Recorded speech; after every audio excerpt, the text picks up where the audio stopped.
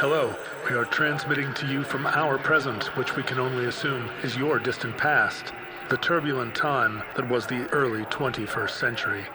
Fearing the great cataclysm that will surely befall our civilization, we began this monumental reference of strange and obscure human knowledge.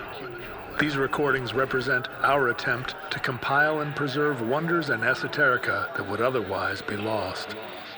Whether you're listening from an advanced civilization or have just reinvented the technology to decrypt our transmissions, this is our legacy to you.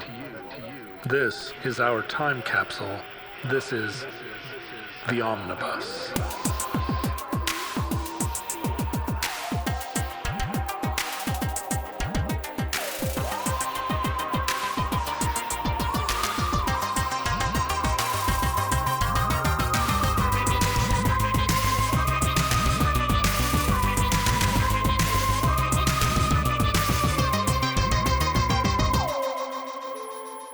You have accessed entry 386.DA1125. Certificate number 40773. Thomas-Alexandre Dumas. What is it? The Count of Monte Cristo. Well, show me! Richard, thank you for joining us on the Omnibus Project. Where are you broadcasting? Well, whither are you broadcasting? Hey, thanks, John. Thanks for having me. I am in Tallahassee, Florida.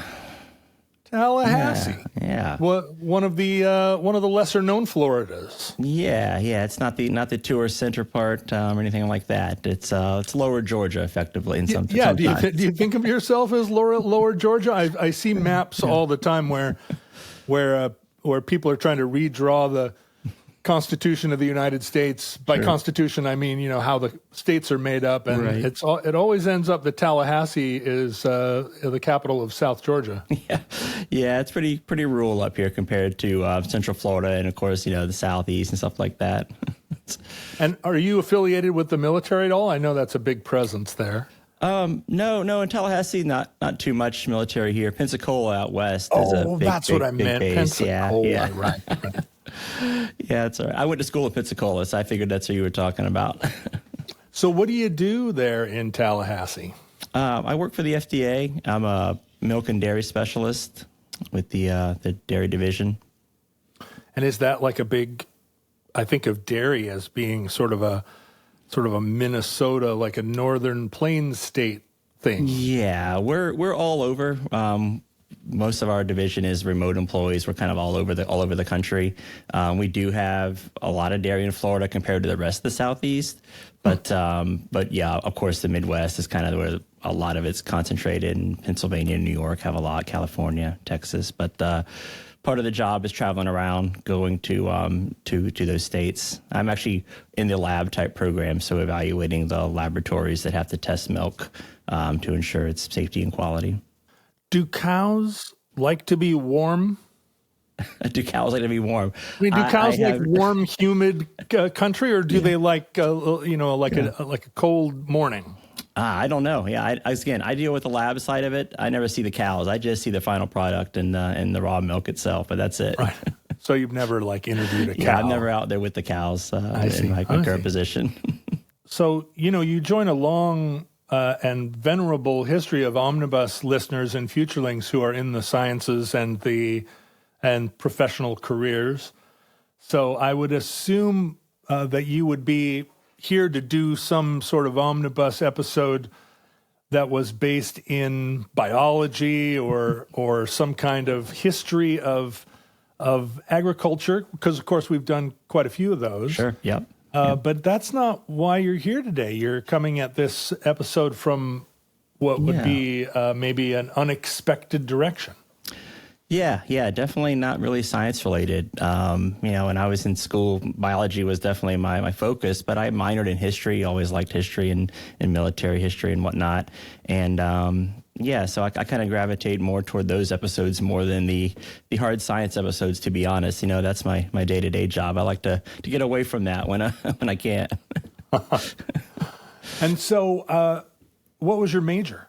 I mean, that's the craziest cocktail party question to ask somebody. Like, I feel like maybe we're in a bar in Pensacola. Yeah. What was your, like, how did you find your path to lab work? Yeah, kind of funny. My major was actually in marine biology. I lived in Florida my whole life and went to school on the coastal there in Pensacola, and really liked marine biology. Did that kind of stuff. But, unless you're going to stay in academia, the marine biology, or there's a handful of things out there, environmental. I started out doing environmental work with our state's version of the EPA. It's called the Department of Environmental Protection. Did that for a few years. That kind of got me into another position with our state Department of Agriculture doing food safety testing. And I really just kind of gravitated toward that and spent 17 years with that agency doing food testing, and then also doing sample collection and recall work and outbreak work and whatnot, kind of based on those sample results, and found my way to the milk side here at FDA. So my corny joke is I moved from sea cows to moo cows. Sea cows to moo cows. Yeah. I feel like finding your way to milk that's like a milk product advertising slogan that we haven't heard yet. But right. Yeah. So without getting too political, as you know, Omnibus always stays as far away from politics as we can. But is the work of the Florida EPA and a lot of this food safety stuff in Florida specifically, is it changing now with Florida kind of leading the charge in some of the, I don't know what you would call it, maybe anti-science? The department, as far as I know of, it's been 3 years since I worked for the state level, but they're still very committed to food safety. I still have a lot of friends that work in the area. Florida also became like a lot of states, hemp has a varying kind of quasi-legal status depending on whether it's medical or whether it's recreational or whatnot. And Florida's no different. It's kind of always up in the air. So a lot of our food safety testing is also taking on hemp testing to make sure that the products are safe biologically from pathogens, but also that the products that are sold just for non-THC don't contain those THC alkaloids that would push it into the drug realm. So I did not think we were going to get into hemp testing so fast. And neither did we, honestly. It came really fast when I was still at the agency, and they still do a lot of testing. In my own life, we did a lot of hemp testing, but it was very it was not a very rigorous testing, architecture. There was one point in the late 80s where there was a real hemp drought. We're going to call it hemp for the purposes of this conversation. Sure, yeah. Hemp drought in the United States. There'd been some interdiction and whole, the usual shipments from south of the border were all missing. But there was a bunch of weed that had clearly come across the border in a gas tank of some kind of, either in a semi truck or, they'd loaded these bales into a gas tank, and so all of the weed just reeked of gasoline. And across, and I was traveling across the country at the time, and everywhere you went, people were confronted with this gas weed problem, which was there's no other weed, and we all want to have weed, but this weed is clearly very, very bad, not just bad for you, but also very bad to smoke. And in the course of this trip across the country, I saw like several different groups of stoners in different American states grappling with whether or not the gas weed would be safe, and gradually, the more adventurous members of each one of these underground communities was like, you know what, I'm smoking the gas weed. From your perspective, how bad was the gas weed for? Yeah, that's a chemistry problem. I was on the biology side, so we were testing for listeria, salmonella, E. coli, that kind of stuff. So I let the chemists handle that stuff. That's their problem, not mine. Right. Good point. Yeah, of course. I'm gonna guess that it was bad, although probably Can you get listeria by smoking a thing?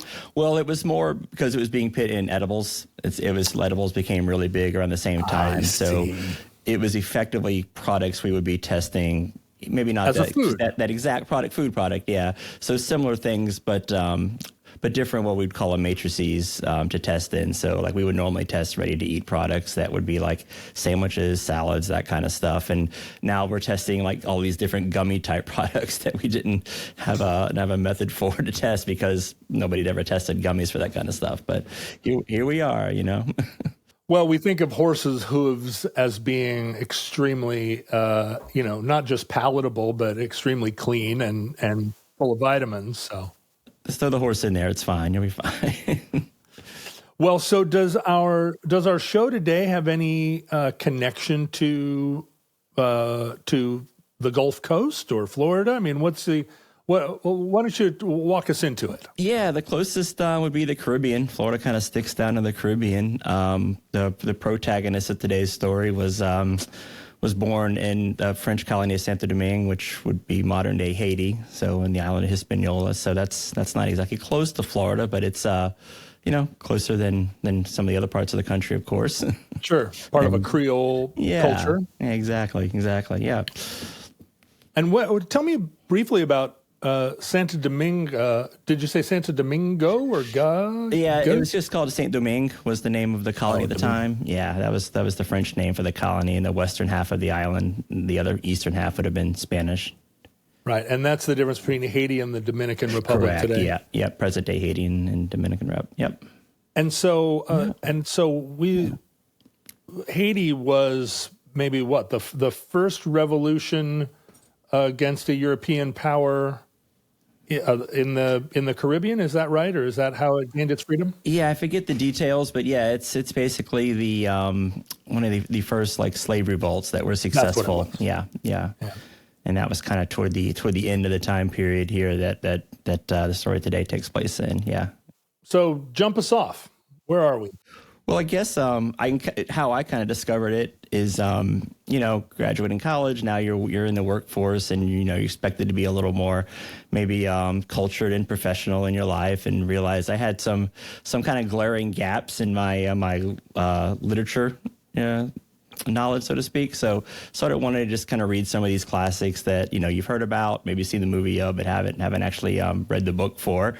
I'm impressed, actually. I mean, I think there are a lot of people that do not recognize those gaps in their education and feel like filling them would be like a waste of time. So kudos to you. Yeah, so being, again, science related, and one of the things that originally got me into marine biology, if you remember the old Disney version of 20,000 Leagues Under the Sea, the old classic, Right? Yeah. Classic of French literature. Yeah. So I picked that up and read that first, and then read Dracula. It's, we're recording this close to Halloween here, so that was a big one too. And then got to the Count of Monte Cristo and really liked it. Since read it a couple of times, it's kind of become my favorite kind of fiction, piece of literature. And I think probably like a lot of folks, fiction literature is not exactly my go-to reading material. It tends to be some kind of history book or whatever. My wife makes fun of me because she'll be reading a book and I'm like, well, how many pages is it? And, she'll be like, oh, it's 400 pages. I'm like, no, but really, how many pages is it? Because every history book has about 100 pages of notes and citations and stuff like that for somebody that's read it. And so, she's reading something and it's, fiction tends to go, it's the last page. What are the last pages? That's how many pages it is. Whereas when I'm reading that, well, only 3/4 of the book is that. The other half is, the quarter is reference or whatever. So, so that kind of became a go-to for me. I read it, once a decade or so since then, kind of go through it and trying to get my kids into it as well. Did you feel the same way about the Three Musketeers? Were you a Dumas completist? Yeah, not really. Honestly, like I read those actually before. I think we had to read some of them in high school, or at least some excerpts of it, and it was good, but not great. In my opinion, people will argue that's definitely the most famous. I don't want the Dumas files coming after me here, but yeah, I kind of gravitated more toward the Count of Monte Cristo. I don't know if it's just the maybe I'm just a little more revengeful or something. I don't know. So summarize the plot of the Count of Monte Cristo for those of our science-based readers who haven't made their way to it? Yeah, sure. So I guess the elevator pitch for it would be, the protagonist there, Edmond Dantes. He's kind of on his way to becoming higher, not necessarily a captain, but higher up in shipping and whatnot, in southern France there, in kind of Catalan region, kind of between that border of Spain and France. And he comes back into town. He's success is kind of being resented by some of his peers. He's got the beautiful wife or beautiful girlfriend, soon to be marrying him, hopefully waiting on him. He's got a couple of friends and kind of frenemies that are hanging out with him, kind of deal. But they all kind of resent him. They hatch a plot to frame him. He ends up imprisoned in the Chateau d'If, just the prison offshore there. He meets a wise figure, the Abbé Ferrara, who kind of teaches him everything from classics and fencing and everything, history and whatnot, sciences, natural sciences at the time, I guess they'd call it. And then on his deathbed, teaches him or tells him where this fabulous treasure is hidden on the Isle of Monte Cristo. Edmund escapes, kind of, I don't want to give the plot away, but in a pretty dramatic manner. Makes his way to the Isle, recovers the treasure, and then, spends the rest of the book basically plotting his revenge against these people that have wronged him. It's been several years while he's been imprisoned, and the woman he loved had married one of his enemies and had kids, so he kind of works his way in through that in one way and through business in the other, and in the end, basically their greed ends up betraying them all, and most of them end up meeting their end at his devices, while he's become fabulously wealthy. I feel like revenge fantasies, although we're shy to admit to them, they're fairly common among Sure. people that aren't sociopaths, right? Sure, it's not necessarily a trait of someone who's a danger to his community. Right. And maybe that's why the books are so popular. It's something that everyone you think about, but you would never act on. So you get to read about the people that are acting on it, and it's a release of some kind, maybe. Yeah, it's not like it's a book about waiting in the bushes to stab your neighbor. It's right. It's complex. Yeah. They get their comeuppance is what it is. Yeah. They were the bad ones. Yeah. And I think Dumas at the time was writing Getting Paid by the Line, so it behooved him to make the story as convoluted and complex as possible. And so did this then create in you a kind of an interest in France and French culture? I mean, the French really dominated literature in the 19th century. I know I read a thing not very long ago that the French have more Nobel Prizes in literature than any other nation. But that would have been only in the 20th century. But yeah, all these classics of French literature during that period. How did it change your feelings about France and Frenchness? Yeah, I definitely, was more intrigued on it. It's one of those, I'm going to read a little more, kind of study up more from a history standpoint. I'm sorry to say it didn't really launch my French literary career or anything like that. Don't apologize to me. That's really as far as I got. I majored in Russian lit, so I'm... Oh, yeah, no.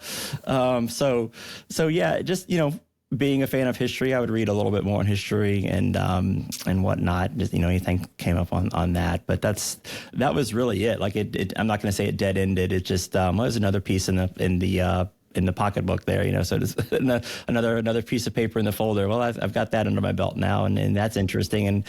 And when something would come up that would tie to it, like, okay, that's around the same time period or something like that or whatnot. And yeah, so we're talking Count of Monte Cristo. We're talking about what, 1870? He was born 1762, so you're probably talking about Dumas writing this, late or early 1800s kind of thing is when a lot of this would have been probably taking place.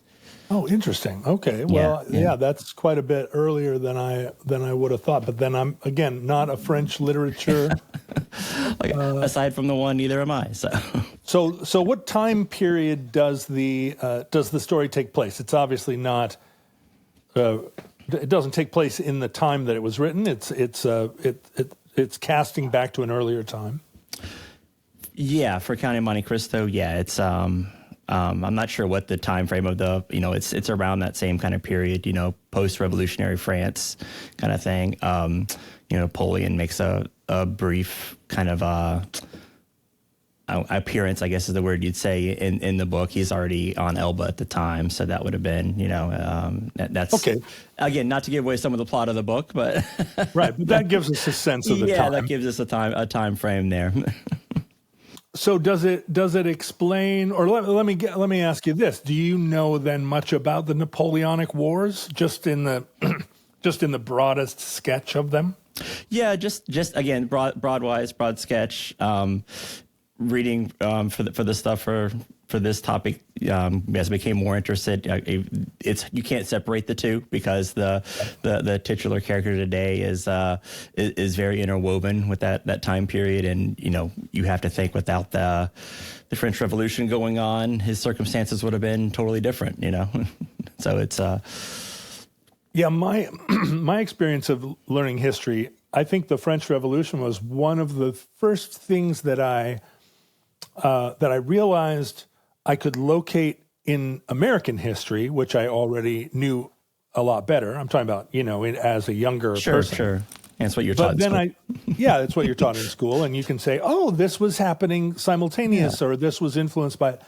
But I never became a French Revolution expert, or any of those wars. They're all part of that 100 years of European wars where you think, who's fighting who again now? The Italians are fighting.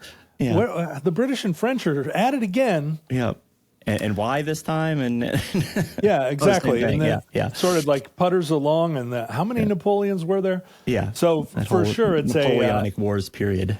Yeah. When people refer to a time within the context of the Napoleonic Wars, between whatever 1800 and 1848, I always have a vague sense of who the good guys and who the bad guys were, but the good guy, who are the good guys? I don't know. Yeah, that's exactly it. The Tsar? I mean, right. There's no good guys.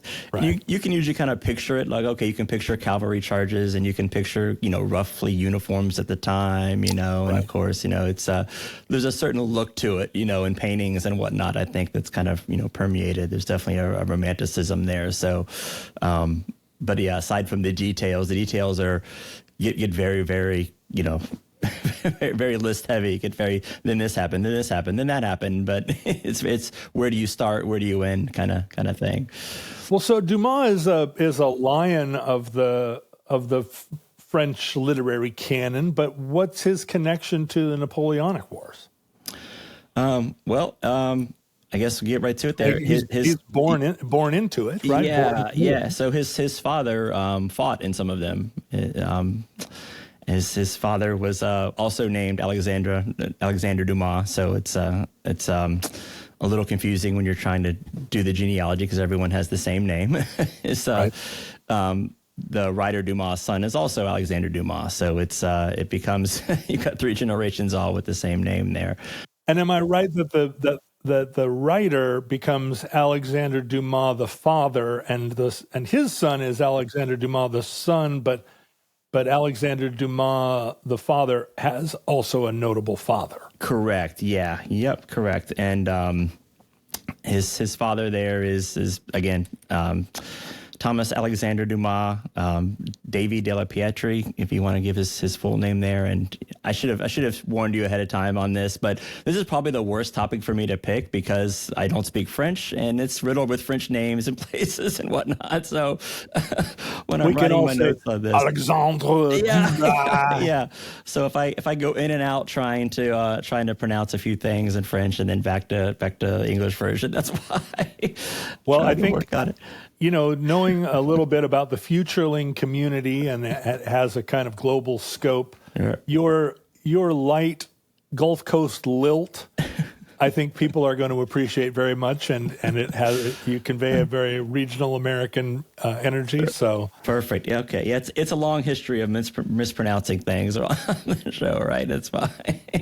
Oh, that's right. That's my stock and trade, right? That's right. Can't say a damn thing. Yeah. So yeah. Also, So I just not to interrupt, but I know that futurelings who are watching this on YouTube are going to be very curious about your dog, who keeps appearing on the couch and then taking a little walk and then coming back. What can you tell us about your dog? Yeah, that's our dog Gabby. She's a rescue lab pit mix. She's very sweet. She actually lays on the back of our couch. She thinks she's half cat. So you see her getting on the couch and then getting on like the top of the couch to look out the windows. Yeah, she's perches herself up there. I don't know how she's like 65 pounds. Like, you do not fit up there on the couch. But that's her. She's ruining the couch. Clearly. Yeah. We're gonna burn through couches at this rate. But no, she's very sweet. I'm sure you'll hear some more about this. And you had a cat too, I saw. We do have a cat that walks around in the back. Yeah, he's an indoor-outdoor, so he's out there sometimes, and he's also very pushy. You'll hear him meow sometimes. All right, well, good. I knew that people watching it were going to be like, when are you going to talk about the dog? That's all we care about now. Yeah, right. But about that dog. Okay, so here we are, Alexandre Dumas the first. The first, yeah. So he was actually born as a slave on Saint Domingue. His father was the Marquis Davy de la Pietre, from a French family. Obviously, he had two other brothers.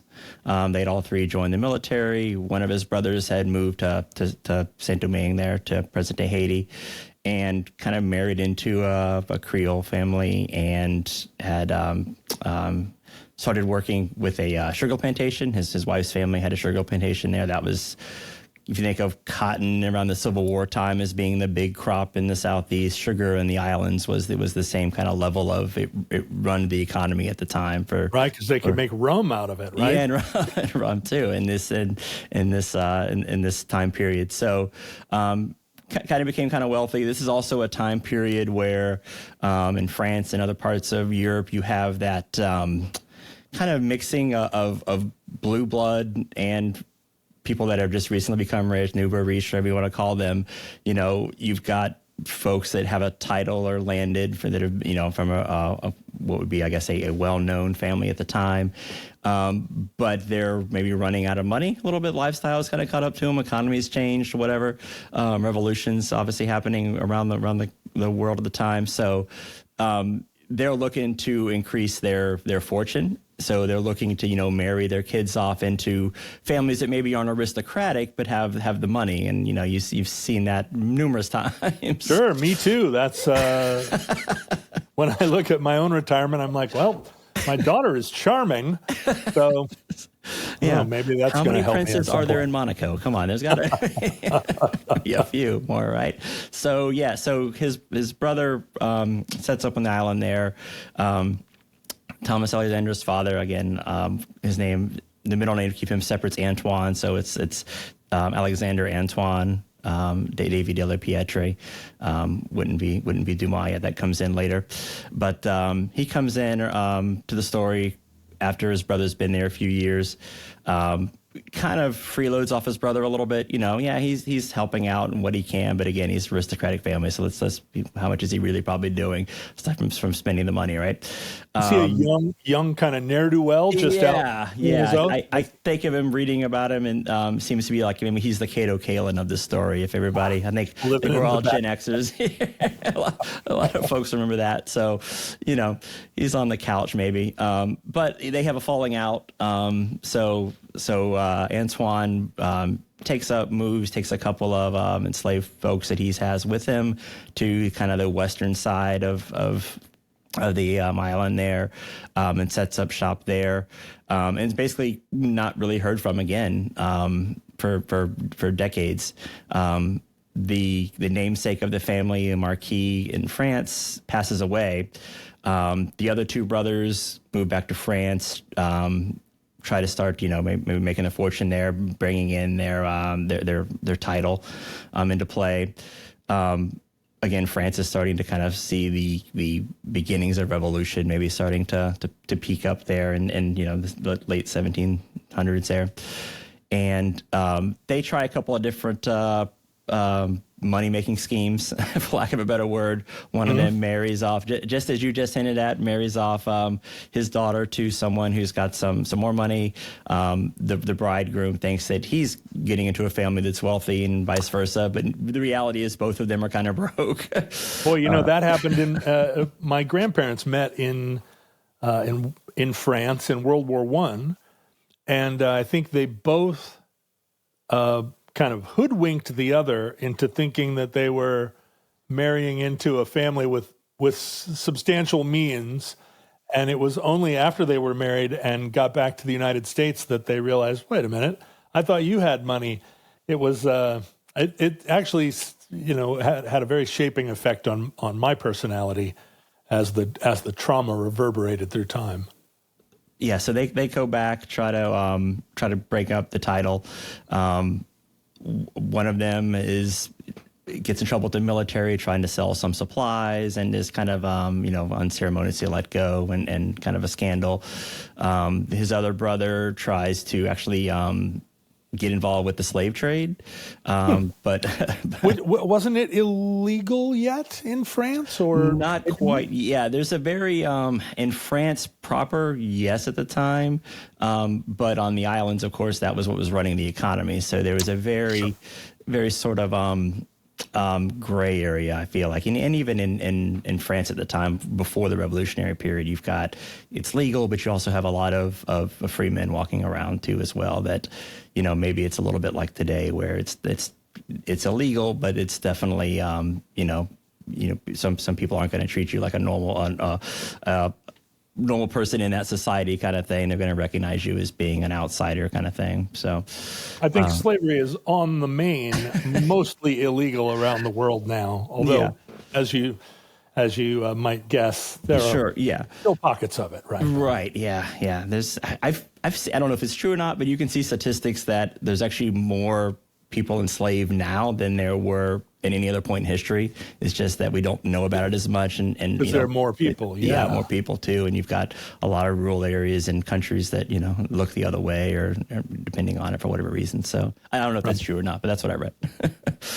Yeah, it seems like the type of statistic that would shock and dismay you, but then when you think of all the ways that you can be indentured, right? Yeah, and have it not be exactly bound in chains, but indentured in 100 other ways. Right. Yeah. So both of the brothers basically end up also, kind of losing the fortune there. The brother that tried his hand in the slave trade also tried some smuggling through some nearby ports there, actually on the Spanish side of the island Hispaniola. And there was a little small island that he would use to smuggle his stuff, which at the time was called Monte Cristo. So Dumas picked that kind of little fact out of his family history and decided to use that. And as you'll see, there's a lot of little things kind of throughout his family history he used for inspiration in several of his works. Now that I'm thinking about it, I always think of a Monte Cristo as being a fried sandwich. But doesn't it mean Christ Mountain? I think so. Yeah, it would make sense, right? Yeah, Christ Hill, Mount, whatever. Yeah. Christ Hill. Yeah, something like that. But yeah, the two brothers are kind of on the outs there. They're on the way downhill, kind of economically and socially. And then the long lost third brother, who had fled, decides to come back to France and start to claim his title that he is owed. He's the last surviving brother at the time. The other two have since passed. So he becomes the Marquis. The heir apparent, the Marquis. Correct. Yep. He in the meantime, he has sold off all of his property, including several of his own children that he had with a woman he had purchased named her last name was Dumas. So that's where our count gets his name at some point. He takes his mother's maiden name. Antoine has sold his property, including several of his children that he had with a woman that he had purchased named Mary Celeste Dumas, who would be our title characters. Here's his mother as well. And he had a fourth child as well that he didn't sell right away. He kept him and just as he was about to leave to France, apparently he was maybe running out of money, so he sells him as well, but with the right to repurchase him when he got the means. So, wow, this is just such strange language.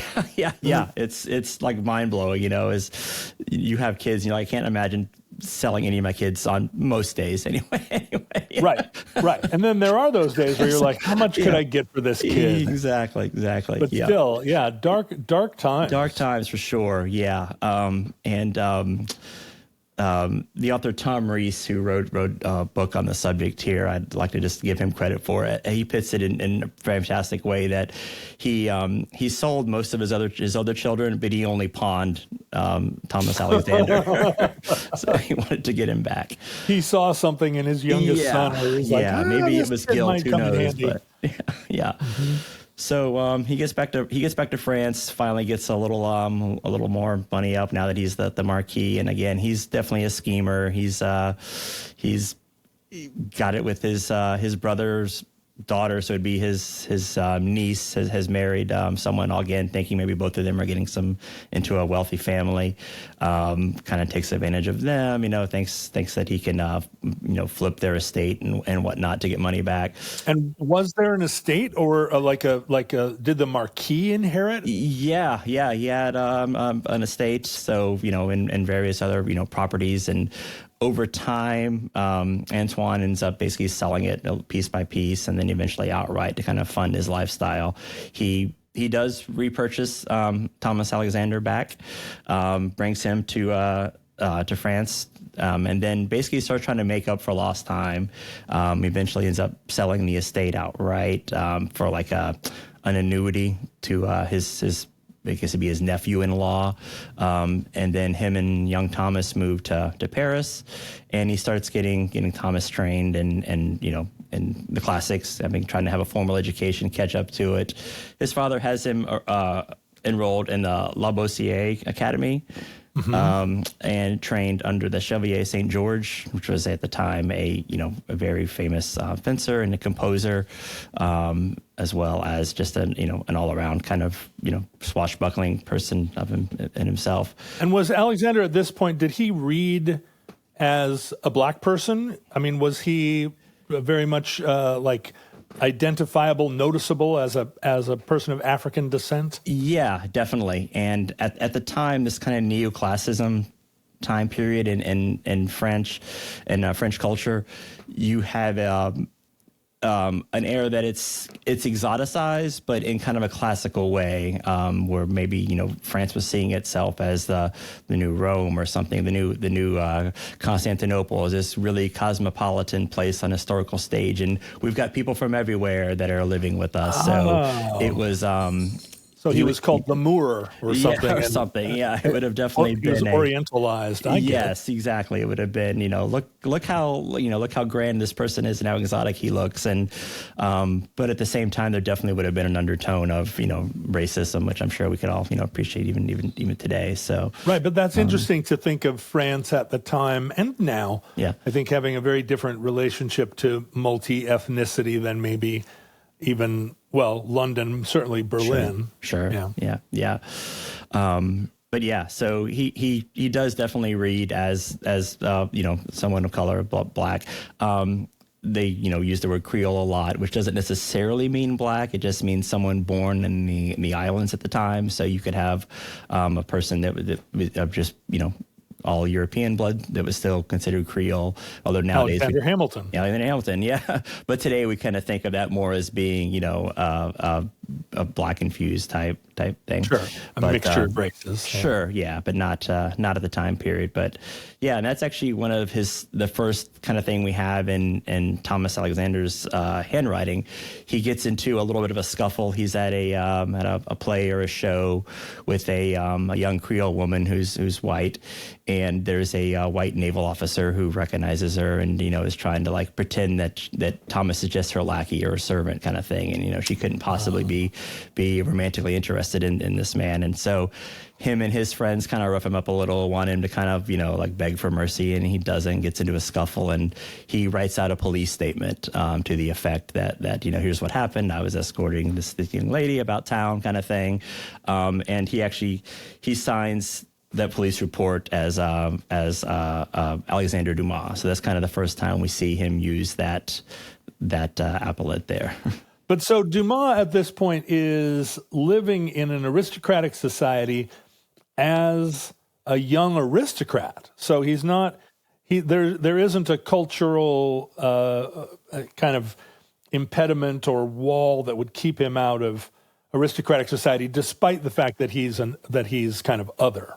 Correct. Yeah, he's definitely included, I guess you would say, in that kind of upper society. In the court. Yeah, just to go back and kind of read, he signs it, Dumas Davy is how he signs that affidavit. So he's using, first time he uses his mom's name as his name, the Dumas, and then his dad's last name. He combines the last names there. It becomes a kind of nom de guerre. Again, it's a kind of a time that you think of places that you could be as a person who definitely looked black in that time period. And this would probably be one of your better options, France at the time, if you're talking about living in the West, at least, But he was trained as a chevalier, trained by like a knight and a fencer. Was he engaged in any duels? We'll skip ahead a little bit there. He enters the French military as a private in 1786. He's 24 at the time. His dad is still alive for a few more months at least. Antoine says, "Well, you're not going to join the military as a private and then drag our family name kind of down into lower class ranks of the enlisted man. That can't be done."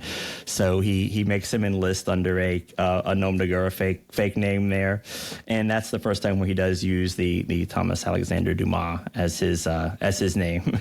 Oh, so his original incarnation deserts the French military and he re-enlists under a different name as an officer. Well, no, he just enlists as that. His dad just forbade him to enlist using the family's name because he didn't want the name to be, as he called it, drugged down to the level of the enlisted man when they were supposed to be an aristocratic family. Oh, I see. So he does enlist as a private, just not as correct. Yeah, yeah, but under a false name there. I see. Yeah, so he enlists with the 6th Regiment of the Queen's Dragoons. And the Dragoons are, they're not cavalry. They fight with horses, but not on horseback. The horse is just to get you from one place to the other to then dismount and fight. It's, helicopter cavalry today. Think of it that way. A lot of, it's just moving the troops around. But they're definitely as a scouting unit, kind of a first in to scout the area and then a last out to cover the retreat kind of thing. So he sees a lot of action with the Dragoons around the same time. We're 1786 here. We're creeping up to the French Revolution, and that really gives Thomas a chance to make a name for himself throughout this time period. Yeah, would the Queen's Regiment have been referring to Marie Antoinette? Would she have been the Queen?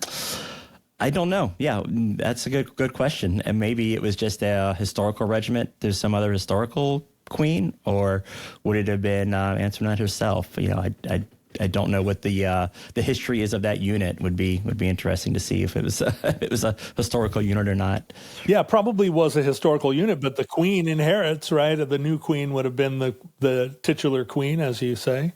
Yeah, sure. But while he's in the military, there's kind of a legend of his kind of prowess and his strength kind of just balloons.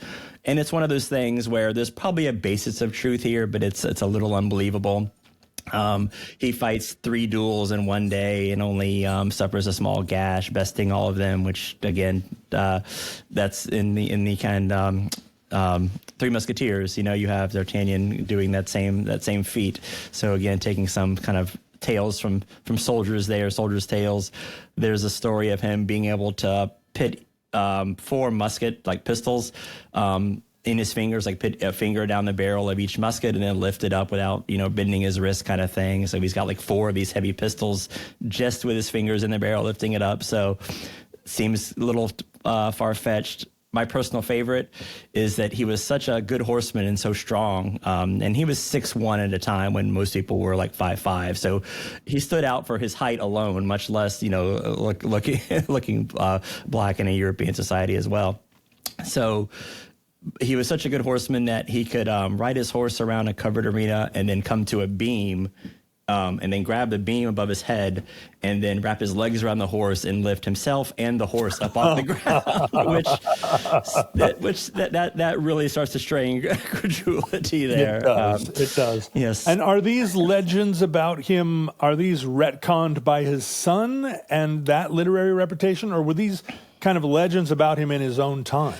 Yeah, I think legend in his own time. His son definitely wrote his biography and attributes it to tales from, various sources that he had talked to, compatriots at the time kind of thing and whatnot. So you definitely get the biographer's hearing it secondhand, and it's his father, of course, so he wants to maybe embellish it a little bit. But at some point, you have to be like, "Wait a minute, you had to have known this." That's not going to happen, I don't care how. My wife, my daughter, rides horses, so she's. I'm around horses a lot. I'm like, that's a little too hard to believe. Yeah. Well, as someone who has tried to lift only 2 pistols right. by putting my fingers in the barrels, I can attest it's very difficult. Yeah, and that it's one of those things. He probably did 1 or 2, and then the next year it's he did 3, and then as the story embellished, it gets better and better.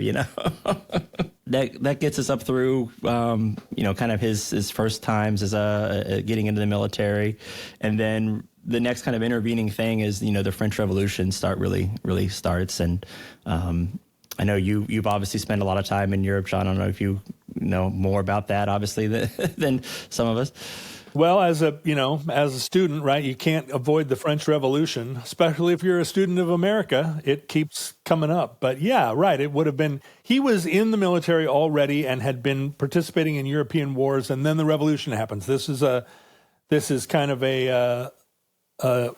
like a trick, right? Where your allegiance now is in question. Correct. Yeah. And that comes into play a lot, actually. Anyone in the military before, and especially if you move up to an officer class, if you were an officer before the revolution, how much could the revolution trust you? Because again, that would have been an aristocratic corps at the time. But yeah, you got the meeting of States General, storming of the Bastille on July 14th. And then you have this period in July and August of 1789, kind of known as the Great Fear. And that's where you've got just, open revolt. So every little town and village is kind of scared of roving mobs of bandits. Maybe it's the revolutionaries coming, and if you're more of an aristocratic type town, you're afraid. Or maybe it's just bandits claiming they're revolutionaries and opportunists in that. So Thomas and his unit, they're deployed to the town of Villers-Cottier. Again, apologies for probably butchering that, but he's deployed there, called in by their National Guard of that kind of area, Claude Labouré, and while he gets there, he makes an impression on Claude's daughter, Mary Louise, and she actually writes to one of her friends about how the dragoons have come into town, and there's one striking and handsome young gentleman that's kind of caught her eye. You can tell by the letter that she's definitely mentioning him a little more than you would if she hadn't caught her eye in a certain way. So he becomes engaged to Julie later on that year in December, but his soon-to-be father-in-law only makes one request of him, that he wait until he becomes a sergeant before they actually have the wedding, because at this time he's still just an enlisted. He's a corporal at this time. So he wants him to become at least a sergeant to show that he's capable and whatnot, and is going to be able to provide. And as we'll see, he far outstrips that requirement from his soon-to-be father-in-law. And is this common at the time in the military, do you think, where, because I know it's uncommon in our current time that someone would start as a private and have the opportunity and the ambition to advance all the way into being an officer. Yeah, I think most definitely. I mean, you think of, especially nowadays, someone who's an officer is going to, probably not come up through an enlisted rank. They may come up enlisted and then go to OCS or something and then become an officer. But, most officers are coming out of an academy or an ROTC program or, some kind of college program and going to OCS and then becoming an officer. And even if they were, you're talking about, years to go from one to the other. If you're starting out as enlisted, Thomas rises very quickly in revolutionary France, which you've got to think that also has a big part of it because you've got people on both sides fighting each other. So there's definitely room for advancement there. But he rises up to kind of the head of the military, the topper rank of the military in a little over a year. So that's he goes from enlisted man to general in a year. So it's in a year. It's yeah. I mean, there's usually like a wartime commission. You end up being a captain and then after the war you kind of get bumped back down to your lieutenant status or whatever, and maybe all the way up to a major, but he goes from a private to a general in a year. Yeah. And again, it's not just like straight up through the ranks. There's reasons which we'll get to that throughout the revolutionary causes. So yeah, the revolution's happening. He's there defending kind of the borderland between Belgium, which at the time is aligned with Austria. So it's Austria-Belgian coalition, and the French border there. So he's, northeast France, basically, trying to fight off raids and whatnot up in that area. His first kind of real big recorded claim to fame with the military happens in August of 1792. He's a corporal and he's leading a small kind of 4-man scouting mission near the town of Mald, and he comes upon like an Austrian raiding party, and he kind of like Han Solos it, I think is the best way. In original Star Wars, he's chasing the stormtroopers around the corner and all of a sudden there's a bunch of them. It's kind of one of those situations. His 4-man party kind of surprised these guys and they start attacking him. They flee across like a little ditch, river, ravine, which he says, Chewie, get us out of here. Yeah, exactly. Yeah. They flee back across the ravine. Or like I say, ravine, but more of like a stream, river, the way it's described. His other members of his scouting party there is in his unit. They're not as good a horsemen. That kind of stops them, like as far as we're going. He's able to jump or get the horse across in whatever way, chases them, and ends up basically capturing this little small force of men, about a dozen people, just by himself. Whoa. and is commended for it. Prisoners were kind of rare back then. They either fled or you died on the battlefield kind of deal. So it's a big deal. The local newspaper at the time writes about it, and he kind of becomes a minor celebrity kind of for this little action that takes place. Right. That's pretty great. Okay, so yeah. he's not just promoted administratively, he's showing real valor. Correct. Yeah. His skill on the battlefield becomes, not just in the back. he's definitely seen as a lead from the front, kind of commander, person in command there. Yeah. Mm-hmm. So that ends up again giving him some credit there. The actual French Revolution, as it's not just immediately guillotines and we're off kind of thing. It's a slow workup process. The monarchy's kind of still around, but doesn't have much power at the time this happens. But eventually that gets abolished as well, and the Free French Republic is officially born in September of 1792. So now there's not even the pretext of a monarchy. We're straight up into the French Republic at the time. But we're not. But Napoleon isn't yet commanding the army. Correct. Yeah, he's still a soldier. He's an artilleryman at the time. He's an officer, obviously, and commanding some troops. But he's not Napoleon as we think of Napoleon quite yet. But with the advent of the French Republic being born, it opened up the option for a lot of other things to change in the military. One of them was the establishment of legions. So think of like the French Foreign Legion being famous for its thing. This allows France to kind of bring up the French Republic rather to bring up these legions that aren't necessarily tied directly to the military, but are still fighting alongside the military. You know, they're kind of operating alongside, but with them. And one of them wants to be established is a free Black Legion of soldiers. Free in this case meaning free from the military, but of course, if you've got Black soldiers, freedom means kind of a two-edged word there. So these were mercenary kind of? It would have just been citizens at the time, possibly mercenaries, but you know, other members that were already in military units that wanted to do maybe something else, you know. So you kind of get a bidding war between these couple of legions for Thomas-Alexandre. He's kind of known throughout the soldierdom for being just kind of a general badass, for lack of a better word. And then his mauled action there has made him a little kind of minor hero, minor celebrity there. So you get kind of a bidding war between two of these legions that want to be primarily Black recruits. Originally, there's the Free Legion of America in the South that wants him to come aboard with them, and they're going to make him, I think, a lieutenant. And then there's another legion that's headed by the Chevalier St. George, who, of course, had trained Thomas when he was younger. You already knew him and his abilities.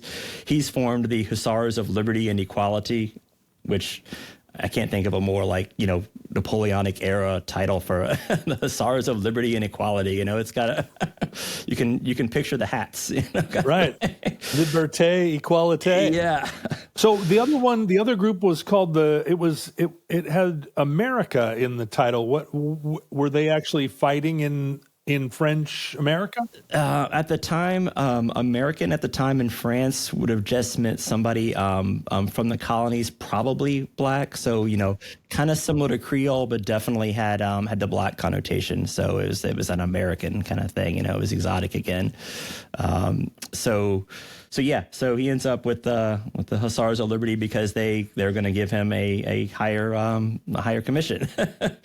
He agrees to be the first lieutenant for the Hussars, so he gets promoted from corporal to lieutenant by joining that legion. So that's a pretty big jump right there. You're already skipped over all the enlisted ranks right up to lieutenant. The Hussars want him to be their first lieutenant. But then St. George, with his Free Legion of Americans of the South, he counters and makes him a lieutenant colonel, so his second in command. What? Yeah.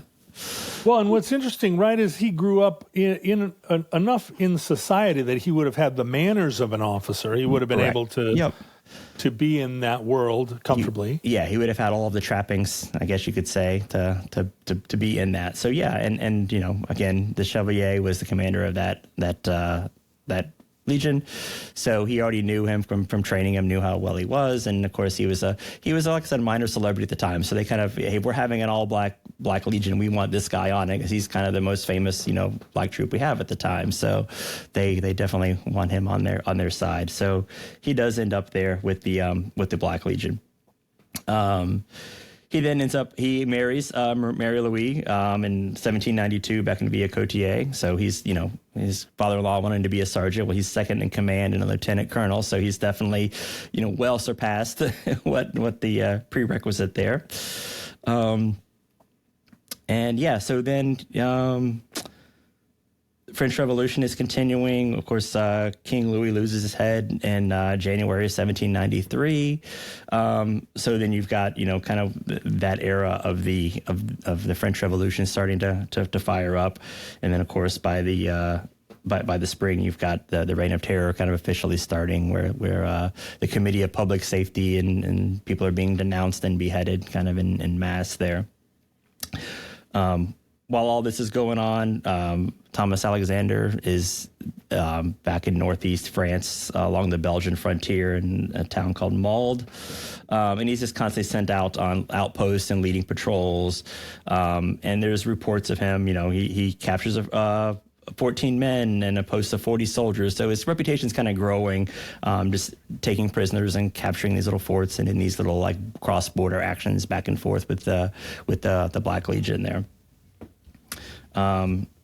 But with the Reign of Terror kind of comes a grand opportunity. He's promoted to the armies of the North in January 1793, where he's been promoted from a dragoon corporal to a brigadier general in about a year. So now he's up to brigadier general. 1 month later, he's made general of division, so he's commanding 10,000 men by the summer of that year. And who are they fighting on the Belgian frontier? Are they fighting Austrians? It would have been, Belgium aligned with Austria at the time, or as a colony of. And then he is appointed commander-in-chief of the army of the Western Pyrenees to fight against Spain. And then, so the army of the Western Pyrenees has had kind of a Darth Vader situation kind of going on, where they've gone through 4 generals in the past few months. So Thomas-Alexandre comes on as like the 4th or 5th one. So it's one of those, you're the general now. Oh, you're not doing what we need. You're out. You're the general. You're out. So it's very much a command that may be seen as a little risky at the time, but he does succeed. And in the winter of 1793-94, Thomas is once again transferred, this time as commander of the Army of the Alps, which is, again, he's the general there. Now fighting the Italians. Fighting the Italians, yep. And it's 5 large departments spread across the mountains. Of course, that's not exactly a nice, easy plain that you could form up in these kind of typical Napoleonic War type fashion. It's fighting mountain passes and mountain forts and whatnot, while he's the commander there. And this is kind of the high point of his career, really. This is as commander of this army. He becomes the general of the Army of the Alps there in 1793, 1794. The next time a person of color gets to be that high of a rank in a Western society is Colin Powell, when he becomes chairman of the Joint Chiefs in 89 or 90. No kidding. Yeah. And again, 200 years later. Yeah. Depending on how you want to call the ranks, is that the exact equivalent rank, or is it just the highest general? If you want to say it's just the highest general, then he's the first person of color to attain that highest general rank since until Chappie does in the 70s as the Air Force general. So still, you're only about another decade or so off between those two in the grand scheme. But yeah, literally, 150 years later. And there were other black generals in the French army kind of in that period, right? The Napoleonic era. It wasn't entirely unknown. Sure, there would have had to have been, I would think, yeah, especially with forming those black legions, you would have had to. Well, Chevalier himself, he was a general at the time, and when he hired, recruited Dumas into that legion, so he would have been one as well.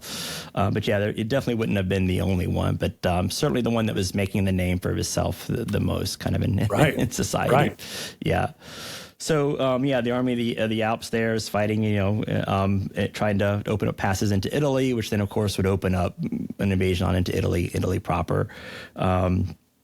He takes place in a battle near Mount Cenis, takes the pass, the Petit Saint Bernard Pass as well, and then ends up fighting for the actual fort at the Mount Cenis as well. And it's sort of a guns of the Navarone type situation where there's really, it's a heavily defended fort at the top of mountains. It's defended on one side by just an ice cliff. So it's very, very protected kind of uphill battle the whole way. But he does lead his army into victory, and they do end up capturing the fort.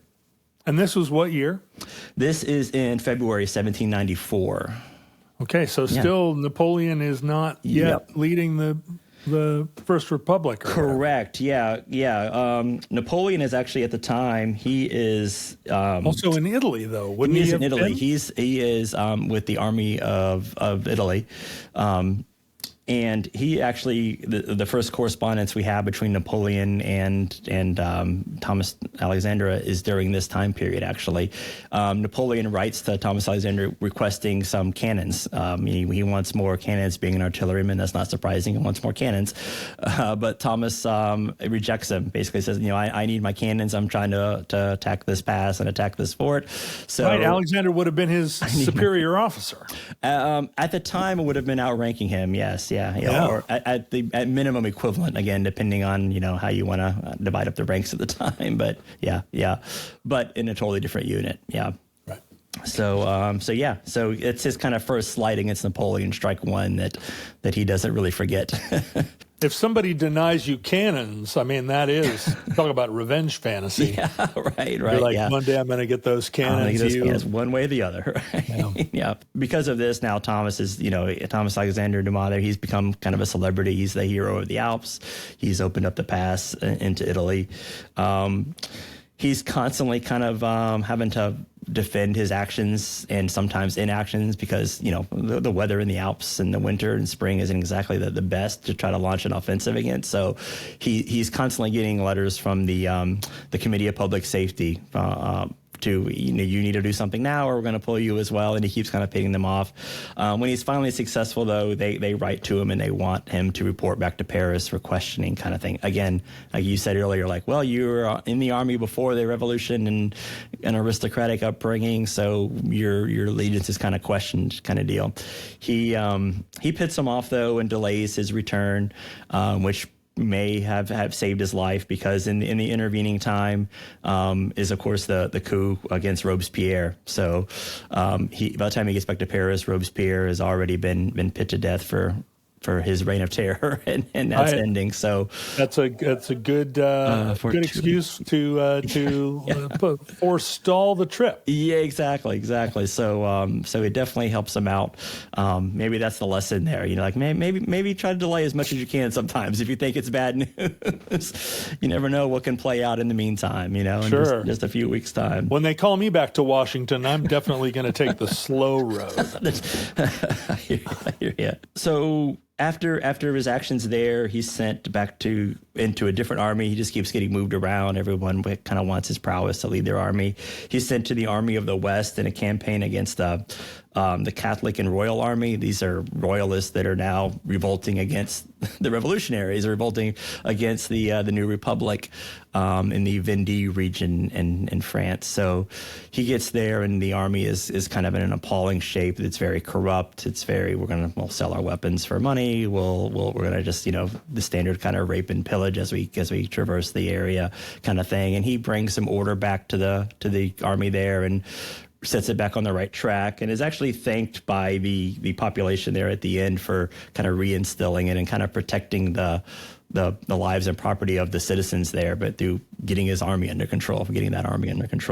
Again, he's really making a name for himself there. He's already, really, really up in the army. He ends up also being assigned to the Army of Italy before the siege of Menuda. And here he's stationed, actually, he's under Napoleon at this point. And again, this is another one where he gets there and he's kind of appalled by the nature of the army under Napoleon and kind of their lack of discipline.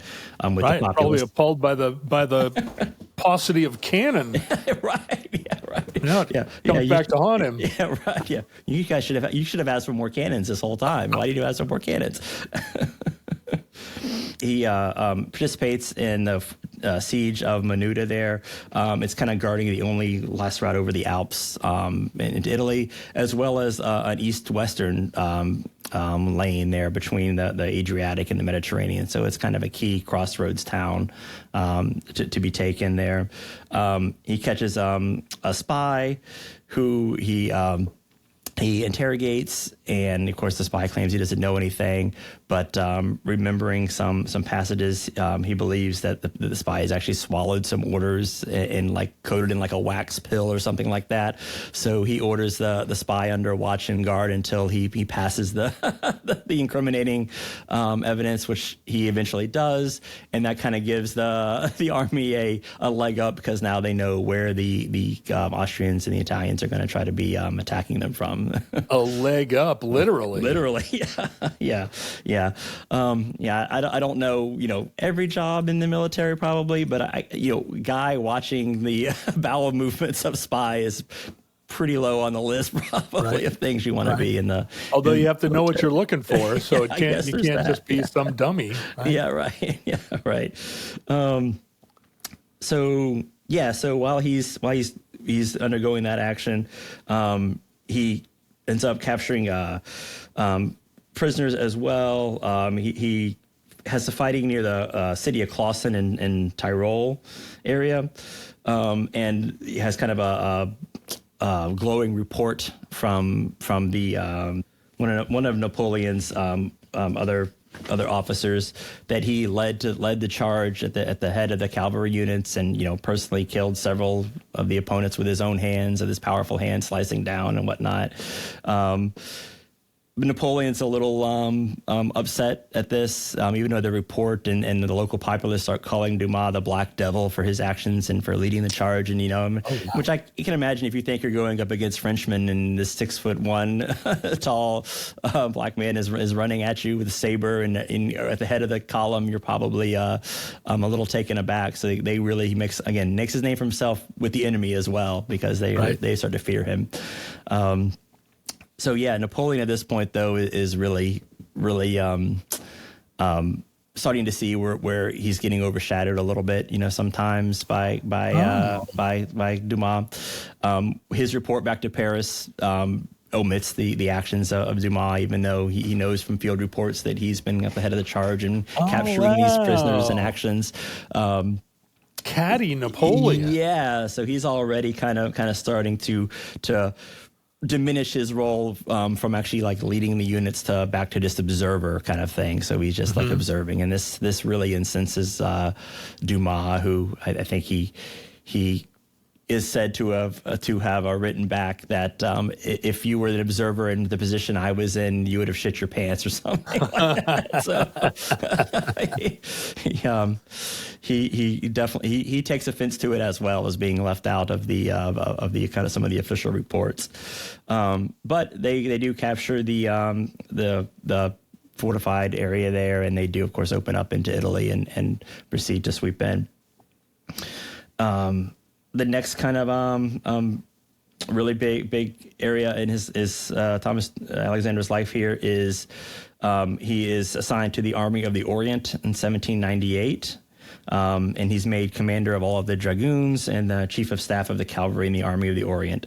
So this is, of course, I think a lot of people think of Napoleon's army in Egypt. This is that army. Yeah, this is that Orient, being just meaning Oriental at the time, and Napoleon had grand designs of taking this army from Egypt and then farther east all the way to India to harass the British. But the army in Egypt there really didn't go out as planned.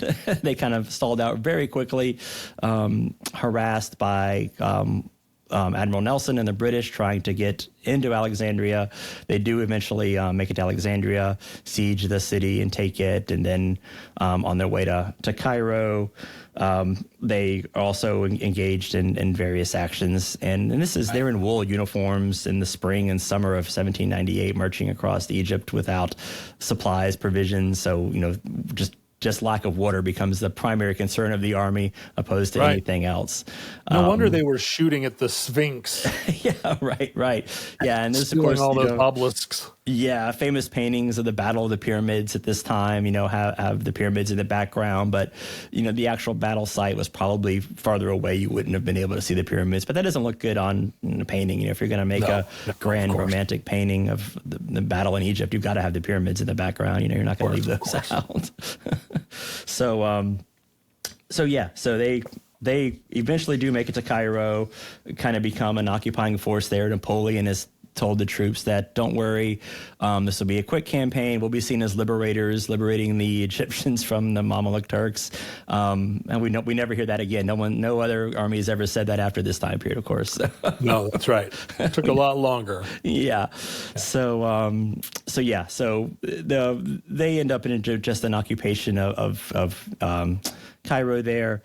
Running short on supplies, but still, a formidable force there. But Admiral Nelson does catch their fleet outside of Alexandria there, and basically decimates the French fleet. And that's really kind of the nail in the coffin for the Army of the Orient in Egypt. They're still there, but everyone's slowly kind of falling back. They don't have the ships now to get everyone back.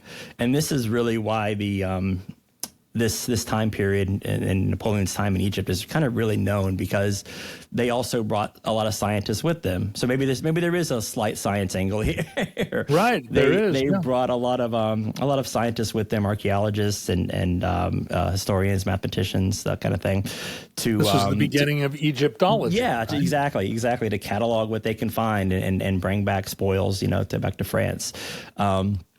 Was Dumas' reputation damaged by the military defeat? Well, not really. Or did that fall on Napoleon? Yeah, not really, because it's kind of the beginning of the end for him, honestly. But yeah, so this time in Egypt, they set up the Egyptian Institute. These scientists do, and they kind of become the problem solvers for Napoleon. How do we get water here? How do we get these people to survive? And that kind of knowledge and work is really what's that expedition gets to be known for, because that's the only thing that really comes out of it that's of benefit. Napoleon does ends up just leaving Egypt kind of unceremoniously. Like, supposedly he doesn't even tell his second in command he's leaving. He's just up and gone one day and just goes back to France. Like, he's done with it, but he's fine just leaving the army there.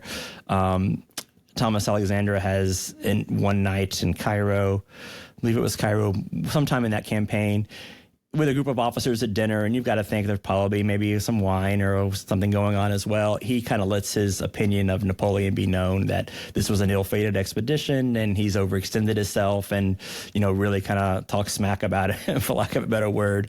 And of course that gets back to Napoleon, who's now he's got two strikes on him and already doesn't like him. So because of that, Thomas ends up trying to go back to France as well. Him and a compatriot, they book a passage on a ship called the Bella Maltese, which is a old corvette that's leaking and doesn't get far out of the harbor very far before they have to pit to shore. They pit to shore in Taranto in southern, not Toronto, but Taranto.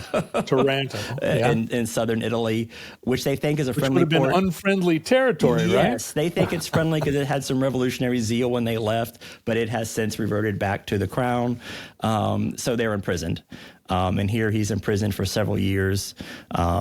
Wow, and this is several years. The general of the yeah. Army of the Orient. Yes, yeah, and they are holding him because they kind of see the writing on the wall as well. Napoleon stages his coup in November of 1799. He's now leader of the French Republic. Yeah, if you still want to call it a republic at this point. Right. And France's armies are once again on the march. So they're kind of holding him prisoner, kind of hedging their bets. There's a bargaining chip, hey, right. If the army gets this far south, we've got something to look forward to.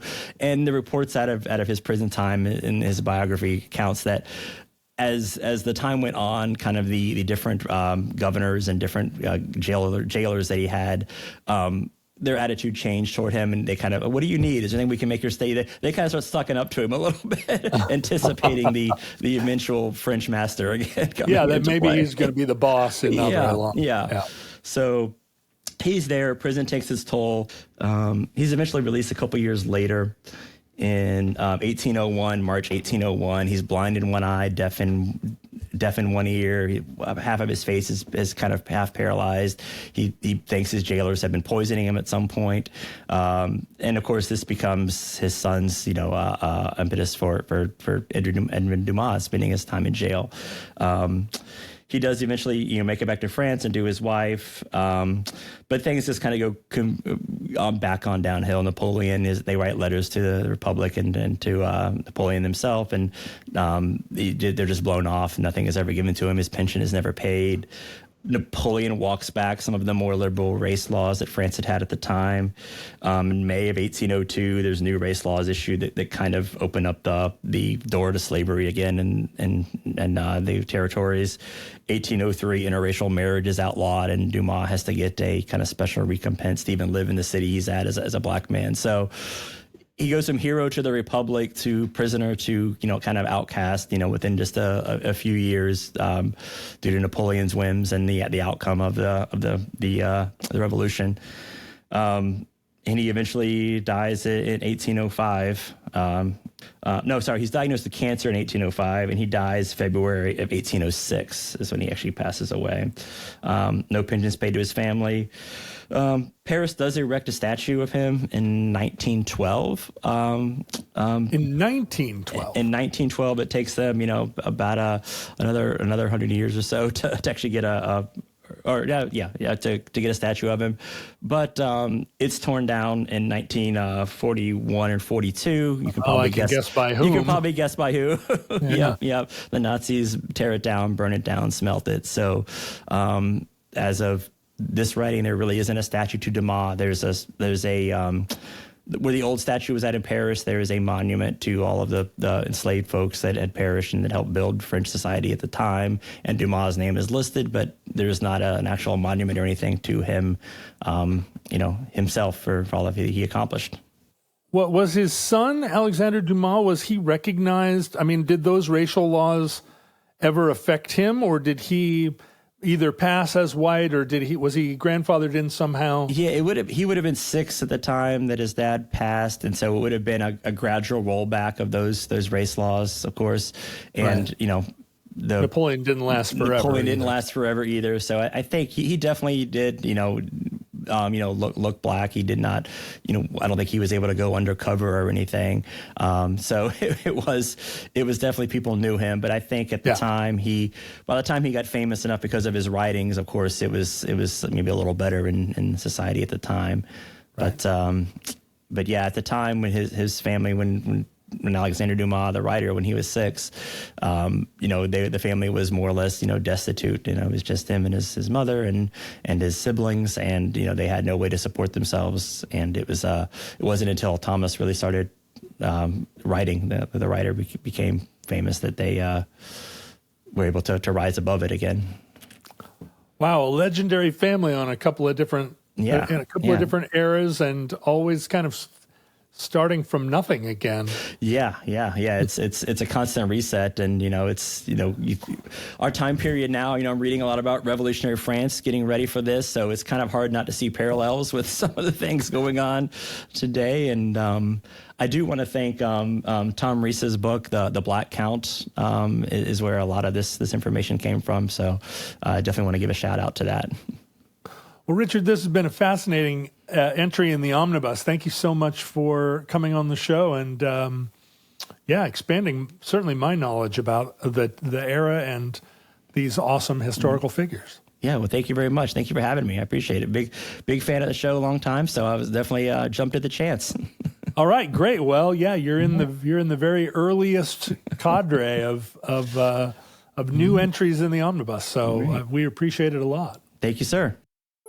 And that concludes Thomas-Alexandre Dumas, entry 386.DA1125, certificate number 40773 in the Omnibus. Futurelings, as you know, social media is an unholy trash fire, and we disavow it. Yet we contribute to Facebook and Instagram at Omnibus Project.